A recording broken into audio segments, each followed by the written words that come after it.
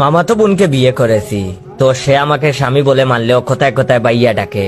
সেদিন বললাম আম্মুর থেকে আমার কথা বলে 1000 টাকা আনো। সে আম্মুকে গিয়ে বলেছে বাইয়া বলেছে 1000 টাকা দিতে। আমাকে বাইয়া ডাকতে শুনে আম্মু রীতিমতো অবাক। আমি তাকে 1000 বার বলছি আমাকে বাইয়া ডেকো না, লোকে মন্দ বলবে। প্রতিবার উত্তরে সে বলে, আপনি তো আমার ভাইয়া, ছোটবেলা থেকে বাইয়া ডেকেছি, এখন এটা ছাড়তে পারবো না। আমি রাগ কন্ট্রোল করে চুপ করে থাকি। অন্যদিকে বউ আমাকে ভাইয়াই ডাকে, এটা পুরো মহল্লা জেনে গেছে। বন্ধু মহলও এর থেকে বিকল্প নয়। সেদিন বউকে নিয়ে শপিং থেকে ফেরার পথে দুটো ছেলে আমাদের দেখে বলতেছে, আহা ভাই বোনের কি ভালোবাসা। এটা শুনে মেজাজ গরম করে ছেলেটাকে মারতে গেলাম। বউ আমাকে আটকে বলল, রাস্তার ছেলেদের মারতে নেই ভাইয়া। মেজাজ গেল আরো রেগে। দিলাম বউকে ঠাটিয়ে থাপ্পড়। থাপ্পড় খেয়ে কান্না করতে করতে বউ বলল, আমাকে মারলেন কেন ভাইয়া? এটা শুনে আমি জ্ঞান হারালাম।